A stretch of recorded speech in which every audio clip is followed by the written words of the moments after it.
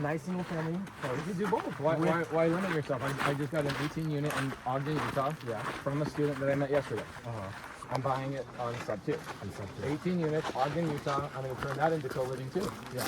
18 units. They're all 2-bed, 2-bath units. I'm going to rent out each room, so I'll have 36 tenants in an 18-unit thing. Got it. So why do I have to limit myself to multifamily or single family? Yeah, that's true. And that's what I want to do. I want to do both.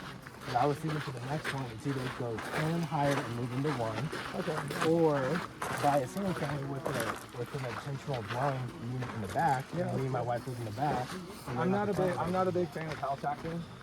Because I think it's the small man's mindset of I'm going to lock myself in a property I don't want my. Are you inspired by living in a small unit and saving money all day long? Is that inspirational to you? No. But So what you're? Yes. But it's what else is also cool is having a tenant in the unit that I don't want to occupy, also paying the mortgage. And me stretching my ability to go and live in something that I'm inspired by. We have to think bigger, go after both. And I want to do both. I was actually just telling my friend one thing. I didn't want to rent out my spare bedroom to some guy on Craigslist, so I got into growing microgreens. Oh yeah, that's cool. And I got a few fine dining restaurants already on board in the last 2 months. That's cool. And I was like, well, it'd be cool to do a warehouse of this, but like I don't know if they're like long term. So that's really where my mind's at. It's like, dude, what do I pivot to? You must have been learning from either Bigger Pockets or some mind. Both. And then I like Ken McElroy. I love Ken. He's a good friend of mine. But Ken will never tell you to think small. He's a big thinker. And so like his first deal he ever did was like a 130 unit multifamily that he still to this day owns.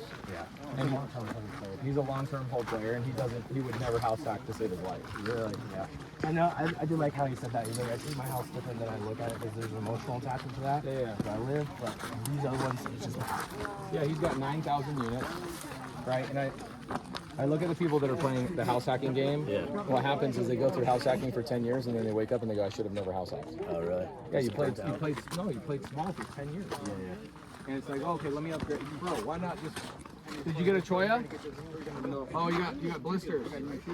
Oh, yeah, I know that feeling. New shoes! On a hike! He's earthing, Yeah, earthing, he's at I should have just gone. So no, the 2 deals, Here's the palm roll, big, that's okay? I'm not thinking done like, or it's coming back. No, you were yeah, explaining to me. Right. It's, I didn't talk to you about that? What kind of house is provided Closed it. right now? But they had You don't have the answer for that right now. Right. Well, go on Zillow and scroll through houses and go, I can see us living here for 5 years. I'm inspired by this house. Okay, now reverse engineer. How much money do I need to live there? Okay, $5 grand. Perfect. Here's what I'm going to do. I'm going to go. Oh, you're good. I'm sorry, guys. No, you're good. I'm going to go and find out how can I go get a 10 unit that cash flows $500 per door, so I can only use that money to go get my house. My wife's house cost me $5,000 a month. And house hackers don't think that way. They're like, I want to live for free. I'm like, bro, you're not living for free. You're trading your life to live in a box. Gotcha. It's anything but free. Gotcha. And when I get it because it's a great way to get started. Right. That was my first deal. So It's a great way to get started, but I would immediately pivot away from house hacking and go, okay, you ever go to a restaurant or a really amazing hotel or something, it's like, wow, I feel better when I'm in here. I'm inspired. Yes, I do feel that. It's the same thing when you go stay at a nice Airbnb or whatever. It's like, dude, this environment is amazing. Okay, so being around that culture, man, is like what's possible. you need to live in a house that inspires you. You need to live in a house in a neighborhood that is around neighbors that are also inspirational. And nothing against people living in small units, but small units equal small minds. So people typically living in an apartment, sorry, this is true. I'm not going out of my apartment and walking down and striking a $100 million deal with somebody else in the apartment complex. But in my neighborhood, I have a new neighbor that's moved into my neighborhood. His name's Sloan. I go by and go, hey, what do you do? He's got a big 7,000 square foot house. He's remodeling. He's just moved into the neighborhood. I go, hey, what's your name? What do you do? The first thing can't think of is how can I make money with this new number? Right. Right? That's So, what I think too. Like, how can we make money together? well, you're not going to have to. It's not going to happen in a small apartment complex. You know, you've got people. They're fighting for their lives. They're fighting for their lives, and you're giving them affordable housing, so you're doing your part. Right. But they got to fight the good fight and break out of that themselves. Right. There's enough opportunity in the world that they can do it. Yes. So why are you putting yourself in that situation? Right. And that's why we're coming up to like in March with this emotional line. I think we're gonna look at the doctor like, no, a real estate thing. But I think they're gonna say, yeah, as long as she's lived there for 2 years, she can help out. And because I don't want to refinance the loan, so the loan is so good. Wait, you're worried about leaving because you think you're going to do like mortgage fraud or something? Right. Yeah, exactly. So, Think about everybody they does call their, the loan due, like, hey, you're no longer living there. how would they know first and foremost? And also, it's not, you're not committing fraud. You're breaching a contract, which is not a criminal offense, it's a civil offense. And so what they do is they send you a letter. We have a lot of people that do this. They send you a letter if they do find out. And they go, hey, we noticed that some other car is living in your house. I've seen this happen maybe one time. It's not with your only with your loan, it's also with VA loans and FHA loans. FHA is only for primary or owner occupant. So think about bigger pockets. They teach people go get an FHA loan, live in it for a couple months, and then move out and turn it into a rental, right? Okay. So is that criminal? It's not. It's civil. What does civil mean? It's like a parking ticket. So they can send you like a $100 fine, but they can't call the note due. That's what they're saying. Send it to me. Show me that they can call the note, accelerate the note if you're not physically living in the property. And who in their department is driving by your house and finding out whether you are. $0 needed. I was like, of course. It's not even. It's like so almost improbable. It's nearly impossible. It's like, do they have the financial and organizational fortitude to have people boots on the ground that are out there looking at houses for these people? What I was told is like, hey, as long as you don't change your driver's license, Return was good. But even if they do, how do they know what your driver's license address is? What department in the bank is searching? And they're looking at MVD records. Like, bro, they're not tied into MVD records. Somebody would have to manually do that. No. If everybody in bigger pockets followed the contract in their mortgage, nobody would be able to house hack. Nobody would be able to go do VA loans. Like, you'll get a lot of VAs that will go get 3 loans underneath their VA entitlement, because the average VA entitlement is about $900,000. So they can go get three houses at $300,000 a piece using VA loans, and they turn around and turn them all into rentals. And in the VA loan, it specifically says that you need a primary for your first house.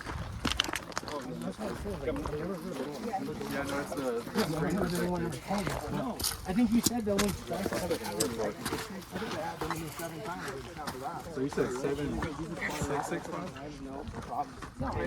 Well, this is what I teach in sub 2. So I just had a due on sale clause. I just did a whole Zoom about it with the sub 2 community. Okay. The due on sale clause comes about when you buy a property subject to. I've never seen due on sale clause happen any other time. Okay. Due on sale clause happens when it's a small bank and they really do have not too much bureaucracy, not too much red tape. Yeah. And they have actual people that are doing real jobs. Yeah. Because, the bigger the organization, the less the individual human actually works. Right. True. So They automated it. they automate everything. Automate means that you're basically having 60%. The average employee is only doing 60% work compared to a smaller company. Like a small company, the employees are doing 3 jobs. Right? Like when you start a bootstrap company, your average employee is being underpaid because they're doing 3 people's jobs. And that company grows and grows and grows, and then you start filling in positions. And then the company gets to 50 employees, and now you just need 1 employee that just answers emails. Yeah. And then you need 1 employee that just does this or does that, and it's like the jobs become distilled down to a much smaller job. Right. So you think about these big banks, tens of thousands of employees. Like think about Bank of America, hundreds of thousands of employees, if not millions. Right. Who and what department is sitting there going, hey, these guys aren't living in the Yeah, property. is Cory still living there or what? And also think about this too. Okay, you know about credit ratings for these banks? Yeah. Okay, if they foreclose on you, which is what they have to do in the due on sale clause, due on sale clause is actually a judicial foreclosure. So it's them taking you through foreclosure as they do on self-lock. Okay. So if a bank forecloses on a house, it lowers their credit rating. Oh, okay. So these banks are not motivated, nor do they want to even have a department that focuses on it. Okay, so because Moody's Serving them yeah, ultimately.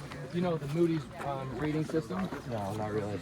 Okay, so banks are rated, right? They get rated like I'm top tier, I'm grade A, I'm this and the other. Yes, yes, And it's like really below. DNA's top tier bank. It is? Yeah. And so they actually care about their rating. Yeah. They don't want to take houses back. Yeah. If they take a house back, guess what happens to their credit rating? And then, well, and they're stuck with the house, which is not their business model. Because I want to go barefoot, but then the other thing And on then- the parkour is like, you're not exactly. The other thing is, not only do they not want to do that, and they don't have a department to do that, and it also hurts their credit rating. They're entire like people become lenders, so they don't have to be real estate investors. It's just the type of training. Okay, and Bank of America will take a hit on that house. So not only did their credit take a hit, but now they took a house back, which is not their business model. They go sell it through an REO. They have an agent basically fire sell it, and they take 70 cents on the dollar. So they have to now cut a check. The cost of them foreclosing on a house is like $50,000 to $100,000. Danger level. Why would they want to do that? I'd be so Yeah, just pretty like ground level, whatever. Well, not even, yeah, I mean, what you're saying is a figure of speech, but the reality is they don't even see you. Yeah. It's not like they even have the ability to say, let it slide, because they don't even know what's happening. Yeah, that's really was my holdup. I was like, man, because I said I had to live here, and now I'm stacking my cash so I can make the next money move. And I was like, But the cool thing about going 10 years and up, it's not. It don't matter what my cash is. It just matters if you do I it. could already tell like my Right. A single family and live in the back house or vice versa, and in the front house right off the back. And I was like, okay, more cash flow. And then we bought land in the Philippines. Nice. So ultimately, got about 24 acres out there. It's awesome.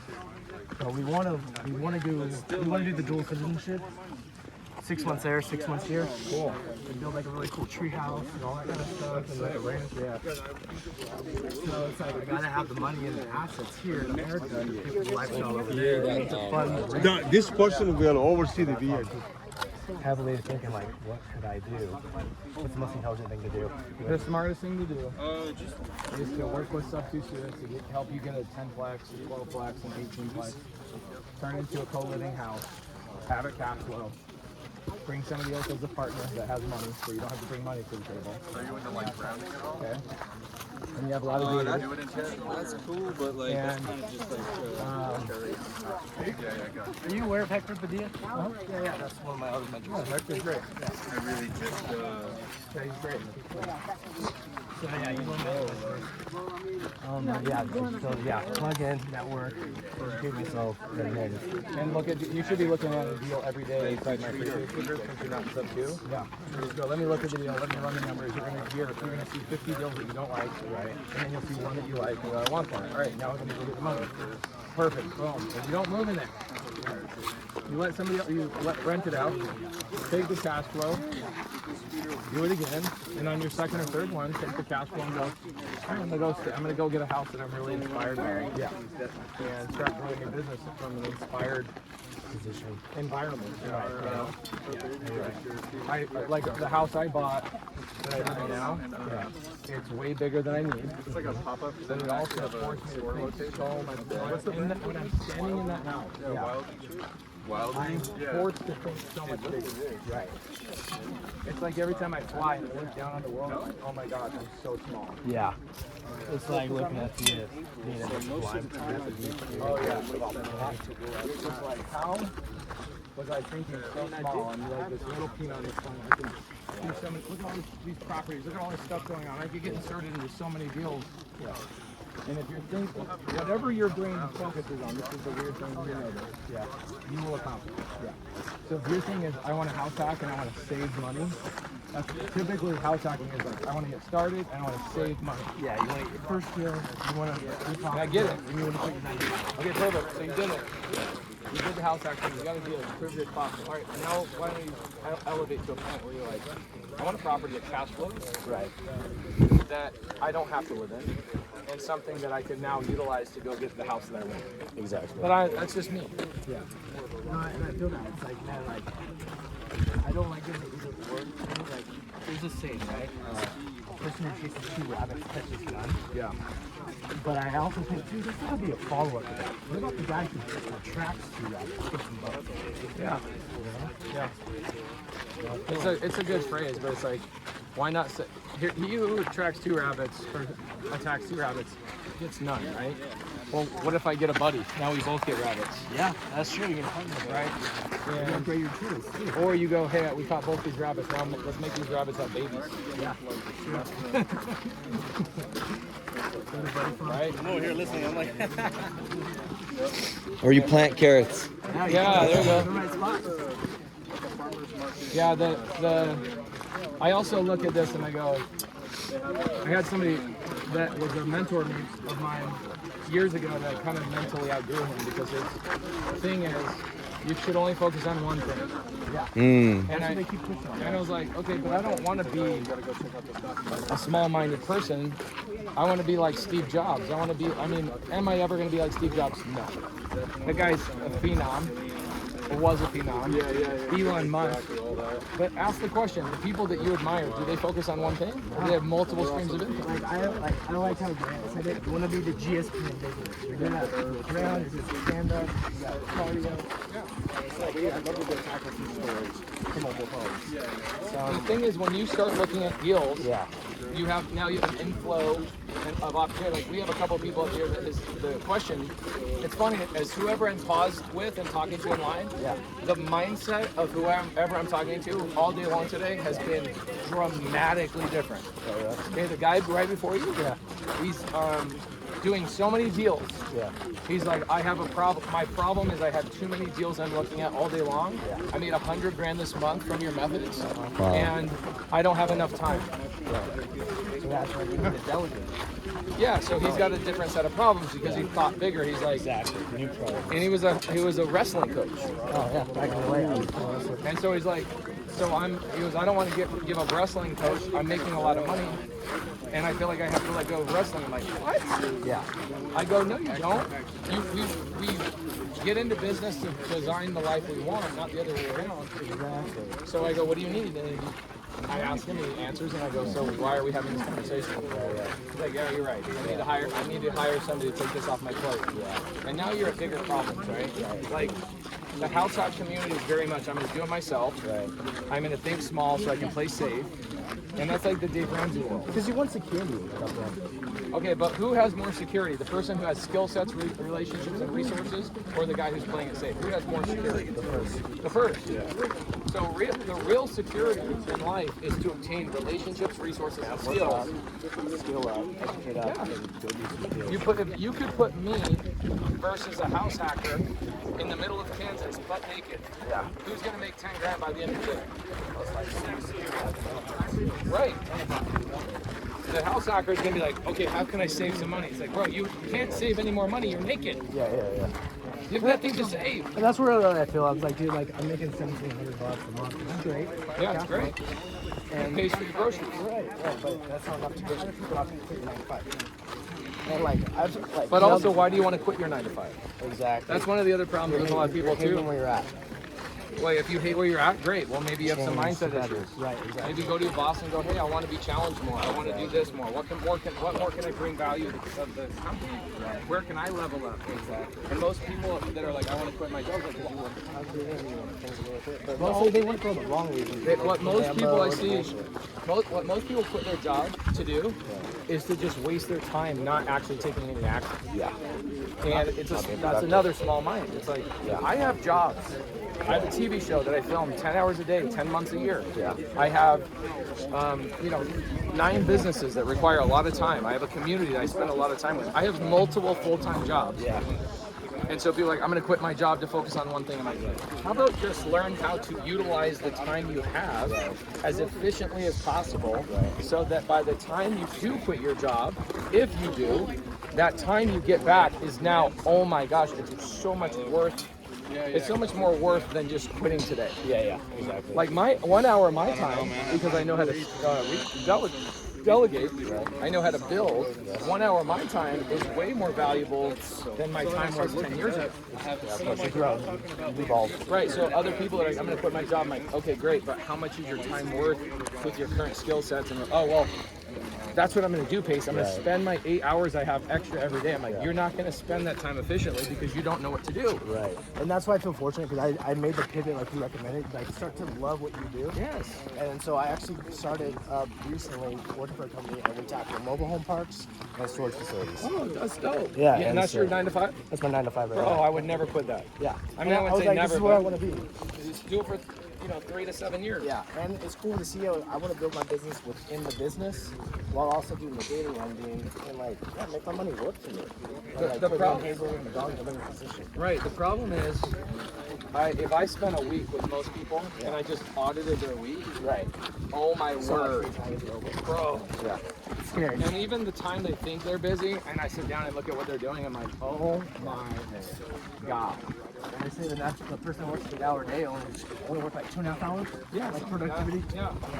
So I'll take students with me on like trips, like I've done with Armand or Kevin Cho or like dozens and dozens of students. Jake Villarette and I spend a good amount of time together, and they'll come with me. And by the time it's 11 o'clock in the morning, Kevin Cho's taking an Advil. He's like, "How Are you still doing it? and are you still doing it?" I go, "You're just not used to this. You're used to a life of like working for 45 minutes and then screwing around for 2 hours, and then working for 45 minutes and then screwing off the rest of the day, and then saying I'm so busy."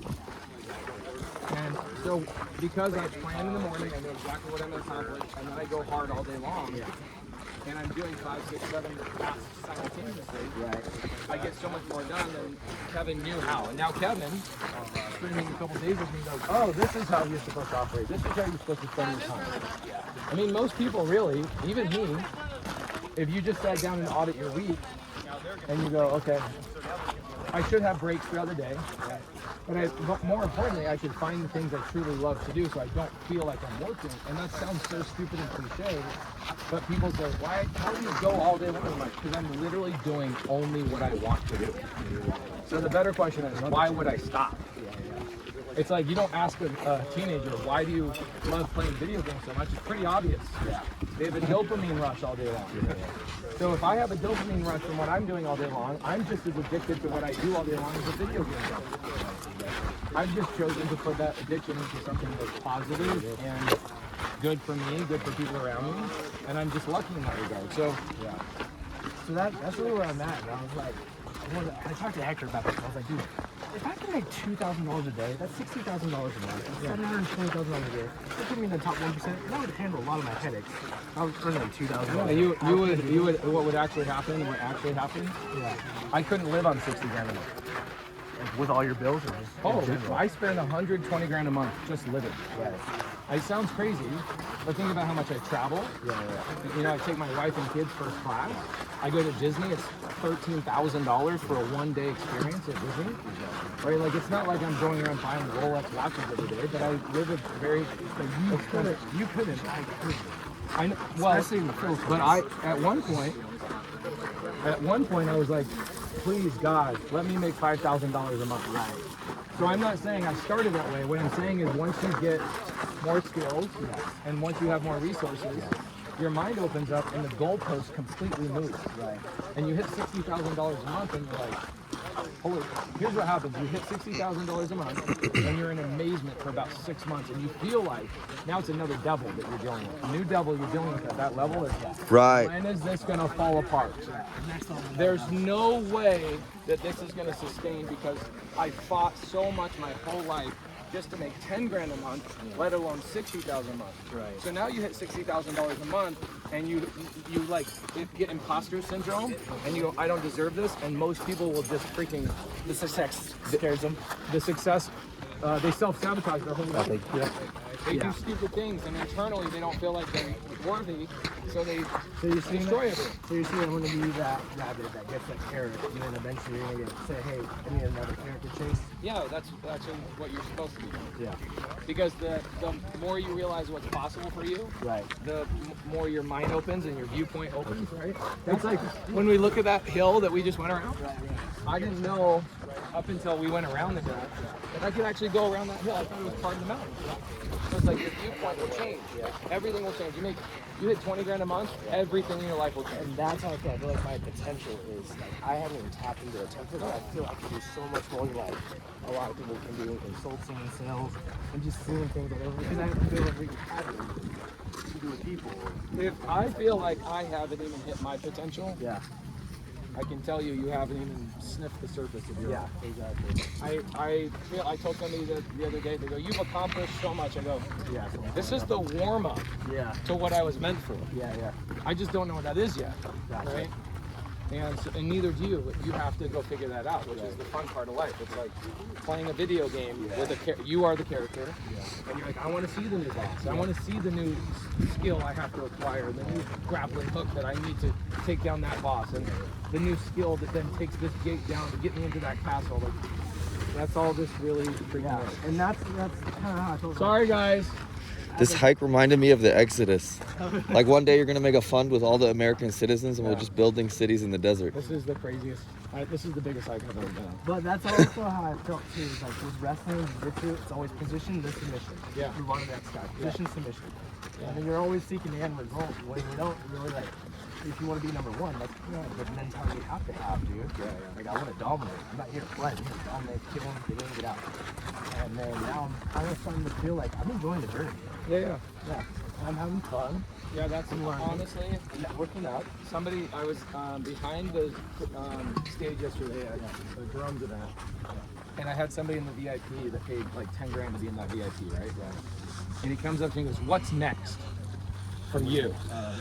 And I was like, "I'm literally just enjoying the journey every day. I don't have like I have to accomplish this thing anymore.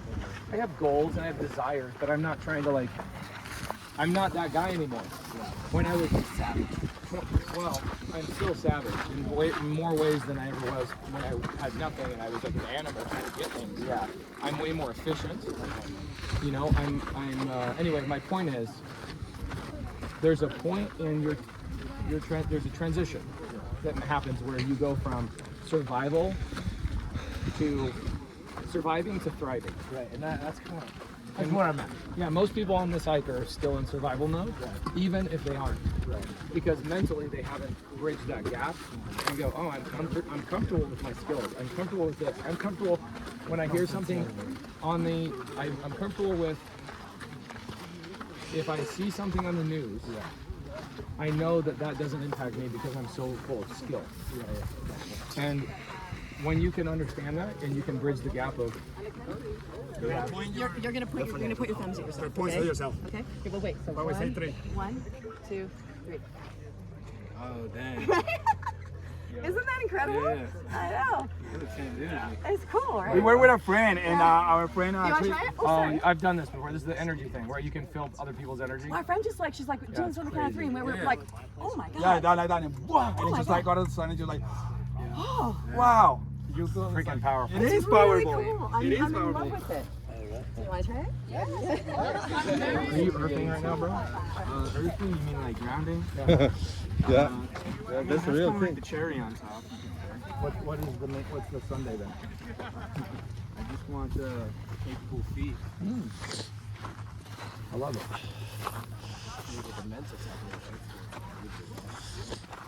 Hey, I saw on your Loom yesterday you're planning on doing a marathon. Yeah.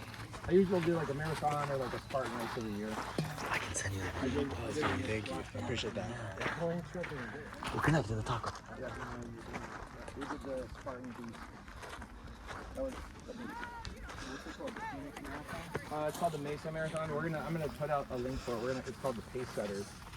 We'll end up having like 400 or 500 people on our team. I actually signed up for the Honolulu Marathon next Oh, month sick. with Alexis. Oh, Alexis Morgan? Yeah. That would be fun. Well, Marlon posted on his IG story, he was like, if you guys want to join, hit me up and sign up. And I think he's out now. Oh, Do you know? no. Do you know? Was that, I think now he's like got other plans to pace, not you pace, but like pace his coach. What's his name? Testing? No, his running coach. Oh, I don't know. I think he's pacing that